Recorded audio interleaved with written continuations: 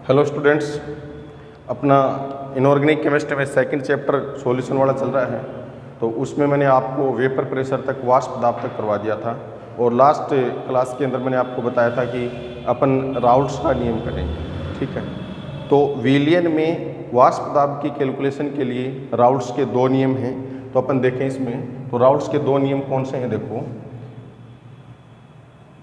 Raoult's के नियम को अपन देखेंगे। तो राउल्ट्स ने दो प्रकार से नियम दिए थे, एक तो था वोलेटाइल सॉल्यूशन के लिए और एक था नॉन वोलेटाइल के लिए। वोलेटाइल का मतलब क्या होता है कि जिसकी वाष्प बनती हों, यानी जो वेपर में परिवर्तित होते हों, और नॉन वोलेटाइल का मतलब क्या होता है, जिसकी वाष्प नहीं बनती हों, यानी जो अवाष्पशील होता हो, जो वेपर में परिवर्तित नहीं होता हो, उसको क्या कहेंगे अपन, अवाष्पशील कहेंगे। तो इस प्रकार दो नियम अपन कह सकते हैं, एक तो है वाष्पशील विलय युक्त विलयनों के लिए और दूसरा है अवाष्पशील विलय युक्त विलयनों के लिए। इन दोनों को अपन देखते हैं और इनका ग्राफीय निरूपण अपन करते हैं। तो आज की अपनी हेडिंग क्या रहेगी, राउल्ट्स के नियम।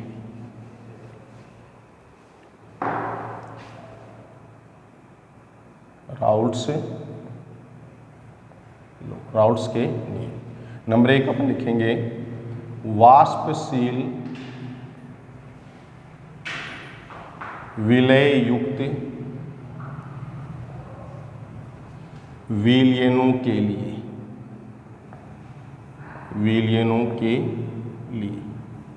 वाष्पशील विलय युक्त विलयनों के लिए। तो सबसे पहले देखो, इस नियम को अपन समझे, इसकी थ्योरी देखें क्या लिखा है इसने, राउल्ट्स ने क्या बताया। तो क्या बताया इसने कि निश्चित ताप पर विलयन में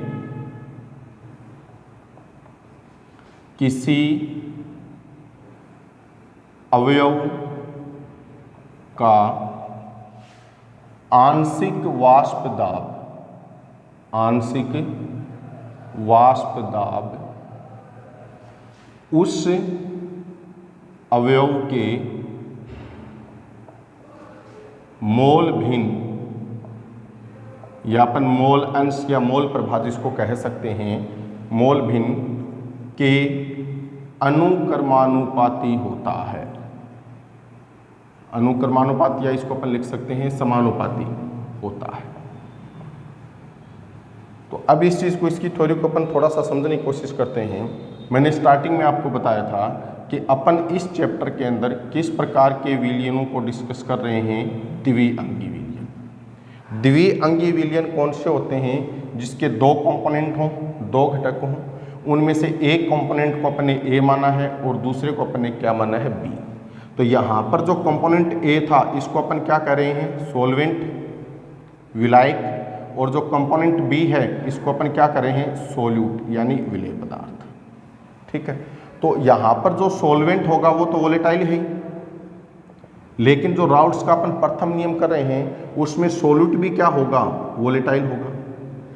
यानी ऐसे विलयन के लिए अपन वाष्प दाब को कैलकुलेट करेंगे जिसमें विलेय और विलायक दोनों ही क्या हो, वाष्पशील हो। अब देखो, जैसे मान लो अपने वाटर लिया, तो शुद्ध जल यहाँ पर क्या होगा, सॉल्वेंट होगा। शुद्ध जल यहाँ पर क्या है, सॉल्वेंट है। अब इसके अंदर अपन एक ऐसा विलेय पदार्थ मिलाया जो क्या है, वोलेटाइल है। ठीक है, तो वोलेटाइल विलेय पदार्थ यानी सोल्यूट को मिला दिया अपन, और जो सॉल्वेंट है वो भी अपने पास क्या है, वोलेटाइल है। तो अब ये जो विलयन बन गया, तो इस विलयन का जो वाष्प दाब होगा वो इसके जो दोनों कंपोनेंट हैं, उन दोनों कंपोनेंट के वाष्प दाब पर डिपेंड करेगा, उन दोनों कंपोनेंट के वाष्प दाब पर निर्भर करेगा। ठीक है, तो किस प्रकार से इसकी डेरिवेशन होगी, किस प्रकार से अपन इसको कैलकुलेट करेंगे, वो चीज़ अपने को देखनी है। तो कौन से सॉल्यूशन के लिए अपन कर रहे हैं, जो बाइनरी सॉल्यूशन है, द्विअंगी सॉल्यूशन है, उनके लिए अपन कर रहे हैं। तो देखो, इसमें लिखें, यदि किसी द्विअंगी विलयन के दो घटक ए व बी हैं, तथा इनका आंशिक वाष्प दाब क्रमशः PA व PB तथा मोल भिन्न क्रमशः XA व XB हो तो यहाँ से देखो समझने की कोशिश करो। अपने जो बाइनरी सॉल्यूशन लिया है उसके दो कंपोनेंट कौन से हैं, A और दूसरा कौन सा B। A का जो आंशिक वाष्प दाब है वो क्या है PA, B का जो आंशिक वाष्प दाब है वो क्या है PB। A के जो मोलेंस हैं उसको अपन किससे डिनोट कर रहे हैं, XA से। B के जो मोलेंस हैं उसको अपन किससे डिनोट कर रहे हैं, XB से। तो यहाँ पर अब अपन राउल्ट्स का नियम लागू करें तो देखो राउल्ट्स के नियम से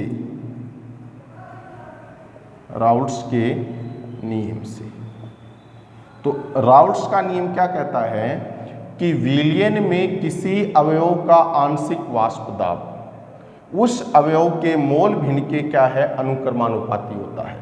तो यहाँ पर ये जो विलयन है उसके दो कंपोनेंट है, दोनों ही क्या है, वाष्पशील हैं। तो यानी दोनों ही के आंशिक वाष्प दाब को अपने को अलग अलग कैलकुलेट करना है। तो सबसे पहले अपन कौन सा घटक लें, कौन सा अवयव लें A के लिए। तो देखो अवयव A के लिए तो केवल इस अवयव A घटक एक कंपोनेंट A पर अपन राउल्ट्स का नियम अप्लाई करें तो क्या कहता है राउल्ट्स के नियम के अनुसार कि किसी अवयव का आंशिक वाष्प दाब मतलब A का आंशिक वाष्प दाब और A के आंशिक वाष्प दाब को अपन किससे लिख रहे हैं, PA से। उस अवयव के मोल भिन्न के क्या होगा, समानुपाती। यानी PA जो A का आंशिक वाष्प दाब है वो किसके समानुपाती है, XA के। तो अपन समानुपाती क्या लिख सकते हैं, XA। यहाँ से समानुपाती चिन्ह को हटाएं तो PA इक्वल टू क्या आ जाएगा अपने पास, P नोट A XA।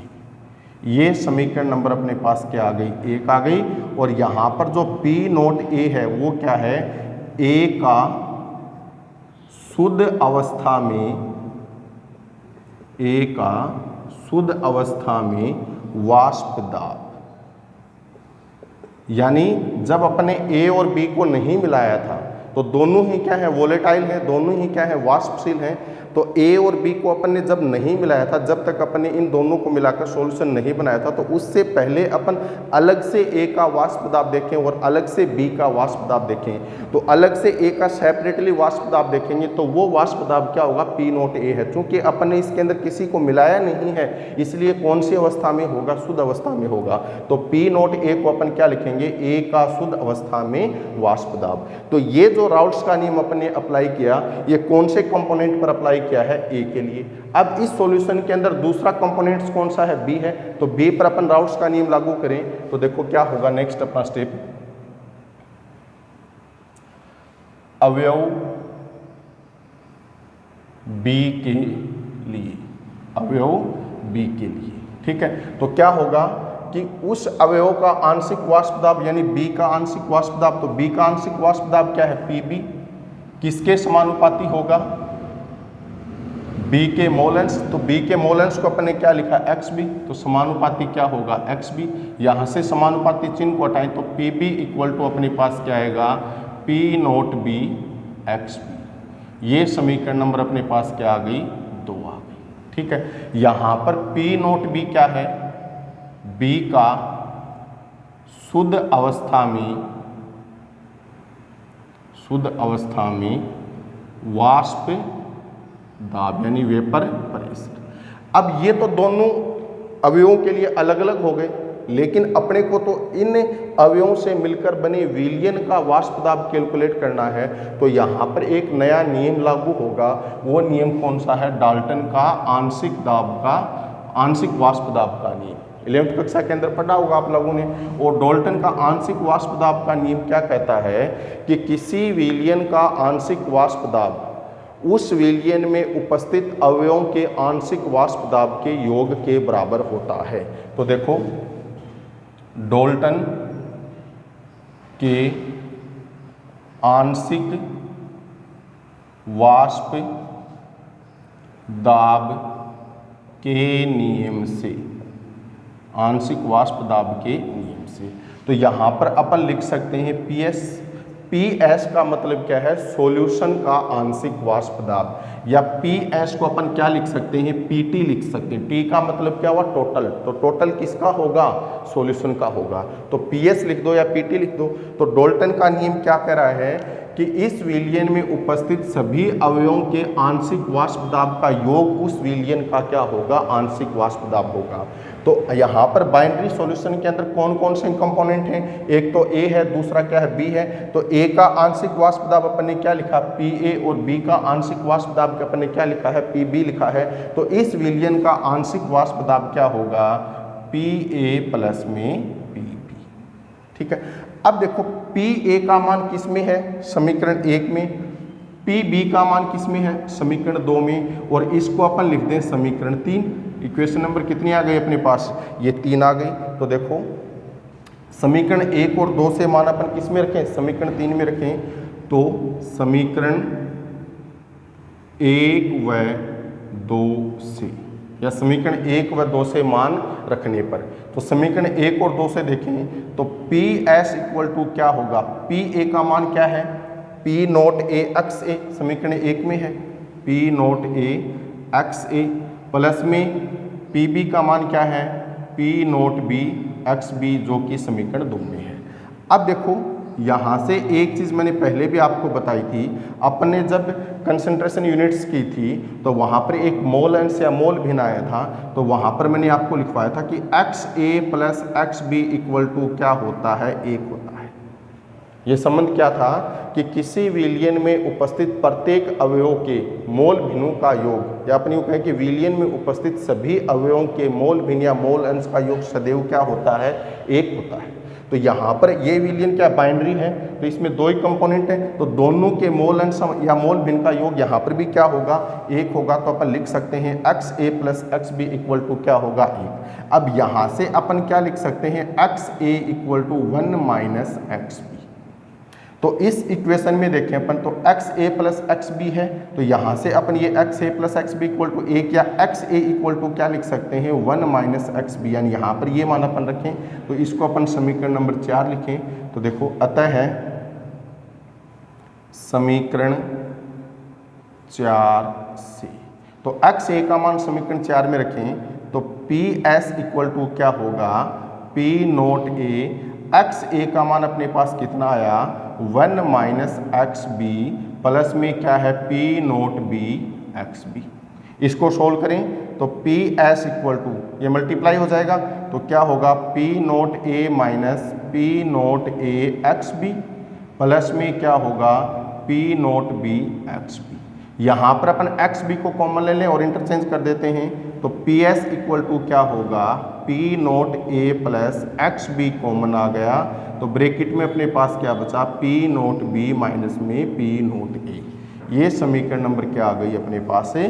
5। तो इस समीकरण 5 की सहायता से अपन क्या कर सकते हैं? विलयन के आंशिक वाष्प दाब की गणना कर सकते हैं। और समीकरण 5 से एक चीज़ का अपने को पता लग रहा है कि विलयन का आंशिक वाष्प दाब उस विलयन के अवयवों के मोल भिन्न का क्या होता है?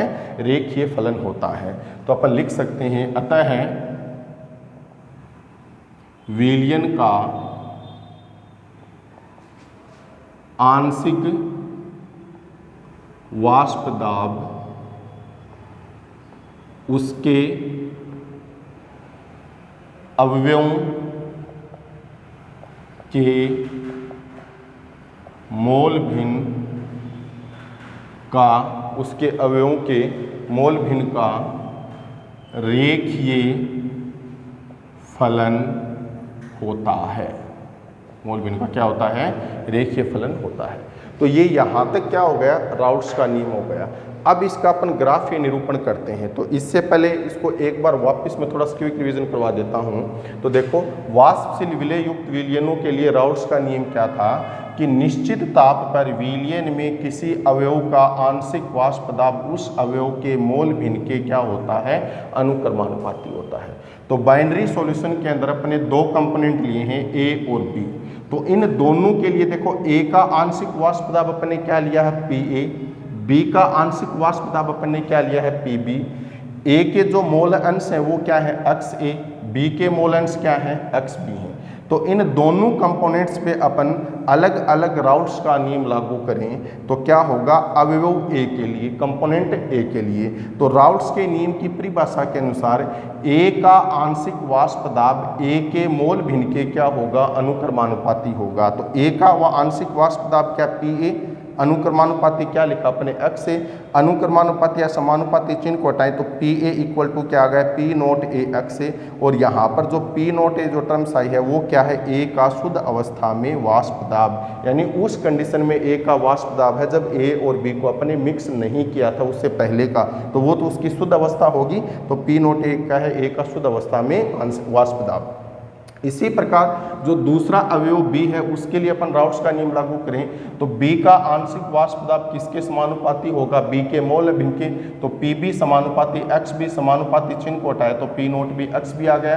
तो पी नोट बी क्या है यहाँ पर, बी का शुद्ध अवस्था में वाष्प दाब। अब अपने को तो इस संपूर्ण विलयन का वाष्प दाब कैलकुलेट करना है, तो विलयन का वाष्प दाब कैलकुलेट करने के लिए कौन से नियम का अपन पालन करेंगे, डाल्टन के आंशिक वाष्प दाब का नियम लागू करेंगे। और डाल्टन के आंशिक वाष्प दाब का नियम क्या कहता है कि विलयन का आंशिक वाष्प दाब उसके अवयवों के आंशिक वाष्प दाब के योग के बराबर होता है। तो विलयन के आंशिक वाष्प दाब को अपन ने किससे डिनोट किया है, पीएस से, या पीएस के स्थान पर अपन क्या लिख सकते हैं, पीटी भी लिख सकते हैं। टी का मतलब टोटल और एस का मतलब क्या है, सॉल्यूशन। तो इस डाल्टन के नियम के अनुसार पीएस इक्वल टू क्या होगा, ए का आंशिक वाष्प दाब प्लस में बी का आंशिक वाष्प दाब। अब देखो पी ए की वैल्यू कहाँ पर है अपने पास, समीकरण 1 में, और पी बी की वैल्यू अपने पास कहाँ पर है, समीकरण 2 में। तो समीकरण 1 और 2 से ए और बी की वैल्यू अपन रखें तो पी एस इक्वल टू क्या आ रहा है अपने पास, P note A X A plus P note B X B. अब जब अपने यूनिट्स ऑफ कंसंट्रेशन की थी तब वहाँ पर मोल भिन्न या मोल अंश यूनिट आया था, उसमें अपन ने क्या लिखा था, X A plus X B equal to क्या होगा, 1 होगा। ठीक है, यहाँ से इसको अपन एक्स ए इक्वल टू क्या लिख सकते हैं, 1 माइनस एक्स बी। तो एक्स ए का मान 1 माइनस एक्स बी किस समीकरण में रखें अपन, समीकरण 4 में रखें। तो अपने पास ये समीकरण 4 क्या हो जाएगी, P S equal to P note A, X A के स्थान पर अपन ने क्या रखा, 1 माइनस एक्स बी प्लस में P note B X B. P note A को अंदर मल्टीप्लाई करें तो अपने पास क्या आ जाएगा, P note A minus P note A X B plus में P note B X B. यहाँ पर एक्स बी क्या आ रहा है अपने पास, कॉमन आ रहा है। तो एक्स बी को कॉमन अपन करें तो पी एस इक्वल टू क्या आ गया, पी नोट ए प्लस में एक्स बी इंटू में पी नोट बी माइनस में पी नोट ए। तो ये वाष्प दाब कैलकुलेशन के लिए अपने पास समीकरण आ गई। तो इस समीकरण से अपन क्या कह सकते हैं कि विलयन का आंशिक वाष्प दाब उसके अवयवों के मोल भिन्न का क्या होता है, रेखीय फलन होता है। ठीक है, तो एक चीज तो ये। दूसरा देखो कि जो राउट्स का नियम अपन ने लिखा है ना, इसको थोड़ा सा अपन अलग रूप में भी लिख सकते हैं। समीकरण 1 को देखो तो ए का आंशिक वाष्प दाब किसके गुणनफल के बराबर है, पी नोट ए और एक्स ए के बराबर। तो यहाँ से राउट्स के नियम की नई परिभाषा क्या हो सकती है कि निश्चित ताप पर विलयन में किसी अवयव का आंशिक वाष्प दाब उस अवयव के शुद्ध अवस्था में वाष्प दाब व उसके मोल भिन्न का क्या होता है, गुणनफल होता है। इसी प्रकार बी के लिए भी यही चीजें लागू होगी। ठीक है, तो एक तो ये एग्जाम के अंदर सीधा क्वेश्चन आता है कि वाष्पशील विलय युक्त विलयनों के लिए राउट्स का नियम लिखिए। ठीक है, या फिर थोड़ा सा इसकी लैंग्वेज चेंज होके भी आ सकती है कि उस विलयन का आंशिक वाष्प दाब कैलकुलेट कीजिए जो दो वाष्पशील अवयवों से मिलकर बना हुआ है, या अपन यूँ कह सकते हैं कि जिसमें विलय भी क्या है, वाष्पशील, और विलायक भी क्या है, वाष्पशील। ठीक है, अब यहाँ पर अपन इसका ग्राफीय निरूपण करते हैं। तो ग्राफ करने के लिए अपन क्या करेंगे, दोनों अवयवों को लेकर चलेंगे और आंशिक उसके वाष्प दाब और मोल भिन्न के मध्य अपन ग्राफ को देखेंगे। तो देखो ग्राफ क्या होगा, ग्राफ ये निरूपण।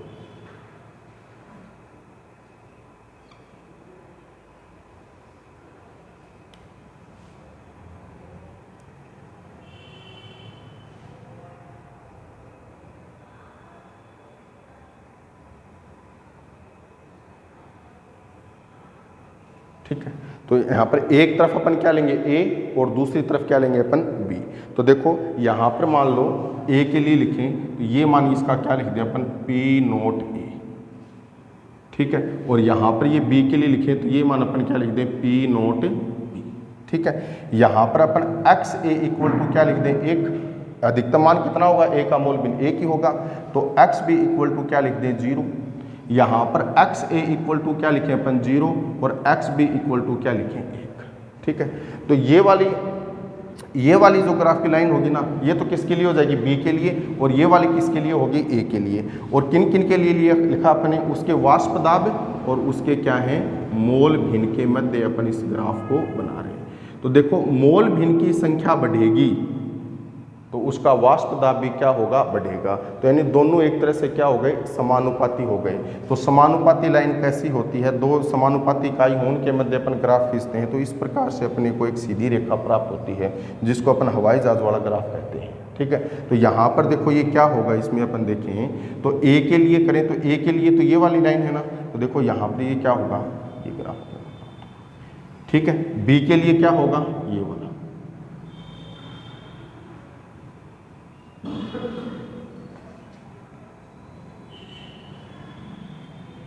ठीक है। अब देखो इसको तो अपन लिखेंगे P B equal to P note B X B, B के लिए है। ये क्या है, ए के लिए तो पी ए इक्वल टू क्या लिखेंगे, पी नोट ए एक्स। लेकिन विलियन के अंदर तो ये दोनों हैं, तो विलियन का वाष्प दाब तो इन दोनों कंपोनेंट पे डिपेंड करेगा। तो विलियन का वाष्प दाब क्या होगा, ये वाला, ठीक है। तो पी एस इक्वल टू क्या लिखेंगे, P note A X A plus में पी नोट बी एक्स। ये राउल्स के कौन से नियम के लिए ग्राफी निरूपण हो गया, जिसमें दोनों कंपोनेंट क्या है, वाष्पशील है।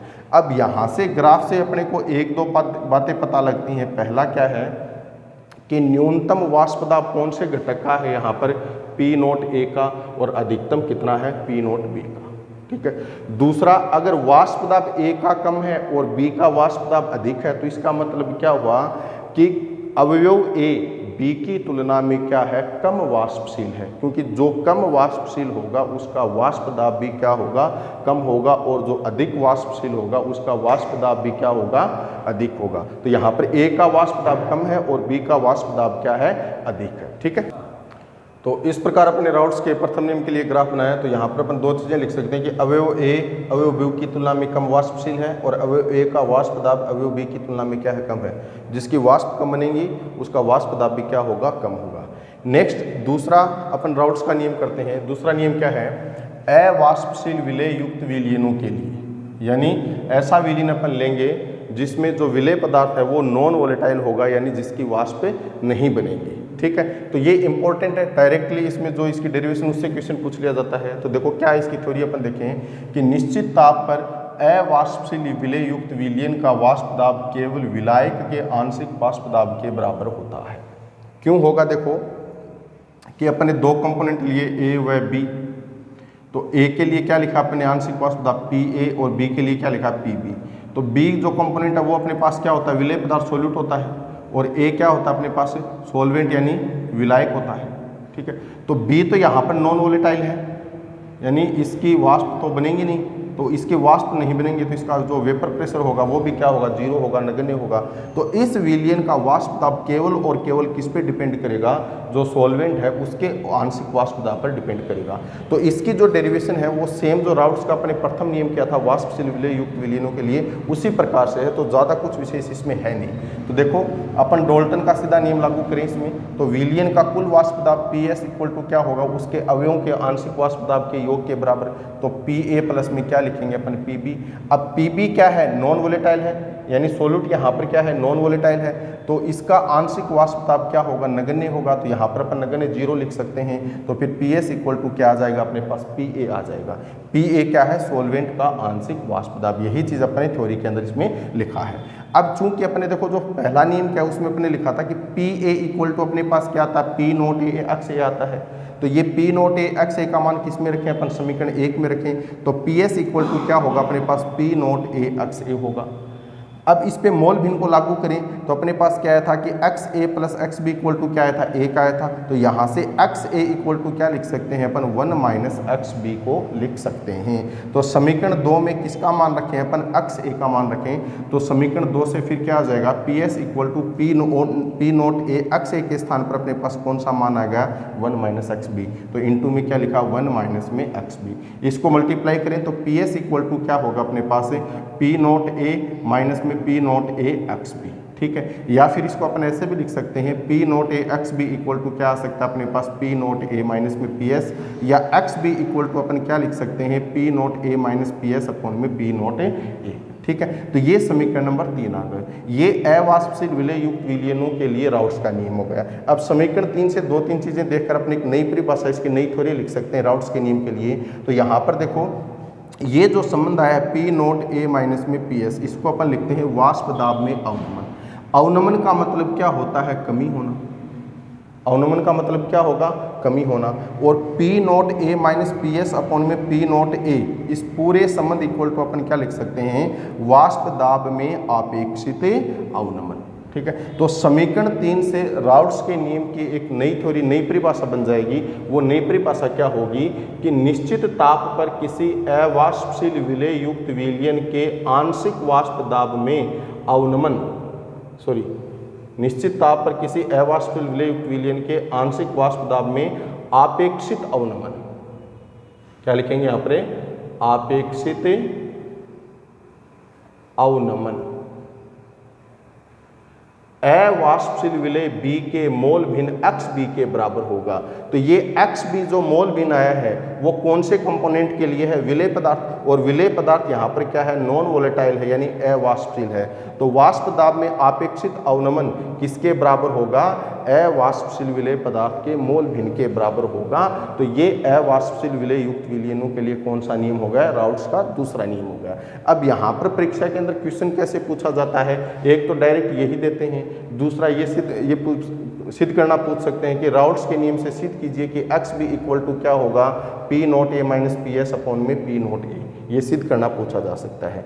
दूसरी चीज देखो, ये संबंध ध्यान में रखना कि जब अपन इस लेसन में कोलिगेटिव प्रॉपर्टीज करेंगे, अणुसंख्यक गुणधर्म करेंगे, तो उस समय भी वाष्प दाब में अवनमन अपने पास एक अणुसंख्यक गुणधर्म होगा, तो वहां पर भी इस टर्म्स को अपन में यूज करेंगे, ठीक है। अब एक शब्द आया यहाँ पर अवनमन, और एक शब्द होता है उन्नयन। तो उन्नयन का मतलब तो होता है बढ़ना, और अवनमन का मतलब होता है कमी होना। तो यहाँ पर वाष्प दाब में कमी क्यों हुई, तो इस चीज़ को अपन थोड़ा सा समझने की कोशिश करें। तो देखो, मान लो अपन शुद्ध जल लेते हैं। शुद्ध जल यहाँ पर अपने पास क्या है, सॉल्वेंट है, ठीक है। तो ये शुद्ध जल और ये इस शुद्ध जल की क्या हो गई, सतह आ गई। तो यहाँ पर इस सतह सरफेस पर जो मोल्स होंगे, इसके जो मॉलिक्यूल्स होंगे, अभिविकर्ण होंगे, वो क्या होंगे, वाष्पित होंगे। और चूंकि पात्र बंद है अपने पास, तो ये इस पात्र की सतह से टकराएंगे तो इनकी काइनेटिक एनर्जी में क्या होगी, कमी होगी। तो ये वाष्प के कण क्या होंगे, वापस इस सतह से टकराएंगे और यहाँ पर दाब लगाएंगे। इस दाब को अपन क्या कहते हैं, वेपर प्रेशर वाष्प दाब कहते हैं, ठीक है। अब दूसरी चीज देखो, दो प्रक्रिया यहाँ पर हो रही है। एक तो जल के मॉलिक्यूल्स का वेपर में परिवर्तित होना, यहाँ से ही वेपर में परिवर्तित होकर ऊपर सतह से टकराएगा, तो इस प्रक्रिया को तो अपन कहते हैं वाष्पीकरण। मैंने पहले भी आपको बताया था ये, ठीक है। अब धीरे धीरे क्या हुआ कि ये जो वेपर्स बनी जल के मॉलिक्यूल्स की, ये वापस जल की सतह से टकराकर इसमें घुल गई, यानी वापस इनका क्या होगा, ये द्रव्य में परिवर्तित हो गई। तो इस प्रक्रिया को अपन क्या कहते हैं, संघनन कहते हैं। तो वाष्पीकरण के विपरीत प्रक्रिया कौन सी हो गई, संघनन हो गई। और जब वाष्पीकरण की दर और संघनन की दर यहाँ पर बराबर हो जाएगी, तो उस अवस्था को अपन क्या कहेंगे, साम्य अवस्था कहेंगे। और साम्य अवस्था पर वाष्प के अणुओं के द्वारा द्रव्य की सतह पर जो दाब लगाया जाता है, उसको ही अपन क्या कहते हैं, वाष्प दाब कहते हैं। तो ये तो शुद्ध जल की बात हो गई। लेकिन अब अपन ने विलयन बना दिया इसमें। तो विलयन बनाया तो इसमें किसको मिलाया, अपन ने विलय पदार्थ को मिलाया। और विलय पदार्थ यहाँ पर अपने पास कैसा है, अवाष्पशील है। जैसे मान लो इसके अंदर अपने चीनी को बोल दिया, चीनी का जल ये विलयन बना दिया, तो चीनी जो ठोस अवस्था में होगा वो क्या होगा, नॉन वोलेटाइल होगा। तो सीधी सी बात है, यहाँ पर इसमें चीनी के मॉलिक्यूल्स भी होंगे, और वो चीनी के मॉलिक्यूल्स क्या होंगे, सतह पर भी होंगे। तो सतह पर जो चीनी के मॉलिक्यूल्स आएंगे, वो किसके मॉलिक्यूल्स को रिप्लेस करेंगे, किसके मॉलिक्यूल्स को उठाकर आएंगे, जल के मॉलिक्यूल्स को। यानी एक कण यहाँ पर आ गया मान लो, और एक कण क्या हो गया, यहाँ पर आ गया। तो ये चीनी के जो मॉलिक्यूल्स हैं जिसको अपने रेड डॉट से इसको अपने दर्शाया है, तो इसकी तो वाष्प नहीं बनेगी ना, तो सतह से वाष्पित होने वाले अणुओं का अंश क्या हो गया, कम हो गया। और जब वाष्प कम बनेंगी तो वाष्प दाब भी क्या होगा, कम होगा। ये चीज़ मैंने यहाँ पर आपको पहले भी बताई थी, ठीक है। तो यहाँ से 1 नंबर का क्वेश्चन पूछ लिया जाता है। मैंने लेसन के स्टार्टिंग में बताया था कि इसमें कुछ चाय चीनी के क्वेश्चन पूछे जाते हैं। तो इसमें क्वेश्चन क्या बनेगा कि यदि किसी वाष्पशील विलायक के अंदर 1 चम्मच नमक को मिला दिया जाता है तो विलयन का वाष्प दाब कम हो जाता है, क्यों? तो अपन क्या लिखेंगे कि जो नमक होता है, नमक अवाष्पशील विलेय पदार्थ होता है जिससे सतह से वाष्पित होने वाले अणुओं का अंश क्या हो गया, कम हो गया, इसलिए इसका विलयन का वाष्प दाब भी क्या होगा, कम हो जाएगा। उसी प्रकार यदि 1 लीटर शुद्ध जल के अंदर 1 ग्राम चीनी को मिला दिया जाता है तो विलयन का वाष्प दाब क्या हो जाता है, कम हो जाता है। तो उसका भी अपने को यही कारण लिखना है कि चीनी क्या है, अवाष्पशील है। तो अपन क्या लिखेंगे कि चीनी अवाष्पशील है, इसलिए सतह से वाष्पित होने वाले अणुओं का अंश कम हो जाता है, तो विलयन का वाष्प दाब भी क्या हो जाता है, कम हो जाता है। तो इस प्रकार ये 2 क्वेश्चन मैं वापस आपको बोलता हूं, आपको इसको आंसर बिल्कुल पर्टिकुलर तरीके से लिखना है। पहला क्वेश्चन आपको क्या करना है कि जब 1 लीटर जल के अंदर 1 चम्मच नमक को मिलाया जाता है तो विलयन का वाष्प दाब कम हो जाता है, क्यों? और दूसरा इस क्वेश्चन को इस प्रकार से लिख लेना कि जब 1 लीटर जल के अंदर 1 ग्राम चीनी को मिलाया जाता है तो विलयन का वाष्प दाब कम हो जाता है, क्यों? तो दोनों का सेम आंसर लिखना है, सिर्फ नमक और चीनी को चेंज करना है कि नमक और चीनी क्या है, नॉन वोलेटाइल है, अवाष्पशील है, जिससे सतह से वाष्पित होने वाले अणुओं का अंश क्या हो गया, कम हो गया, तो उसका वाष्प दाब भी क्या होगा, कम हो जाएगा, ठीक है। तो ये अपने पास 2 नियम आज की अपनी क्लास के अंदर के राउट्स के नियम। कल अपन देखेंगे विलयनों के प्रकार, ठीक है। तो राउट्स का जो नियम है उससे अपन विलयनों के अपन प्रकार देखेंगे। तो 2 प्रकार से वो होंगे, एक तो आदर्श विलयन होगा और एक होगा अनादर्श विलयन, यानी आइडियल सॉल्यूशन और नॉन आइडियल सॉल्यूशन, ठीक है। फिर आगे चलकर अपन आइडियल सॉल्यूशन के बारे में कुछ एग्जाम्पल वगैरह करेंगे, नॉन आइडियल सॉल्यूशन के बारे में कुछ एग्जाम्पल वगैरह करेंगे, तो उनमें से भी एग्जाम के अंदर क्वेश्चन पूछे जाते हैं। तो ये आज की क्लास में अपन इतना ही करेंगे। इससे आगे का जो चैप्टर, आगे का जो टॉपिक होगा, अपनी जो नेक्स्ट क्लास होगी उसके अंदर अपन करेंगे। Thank you.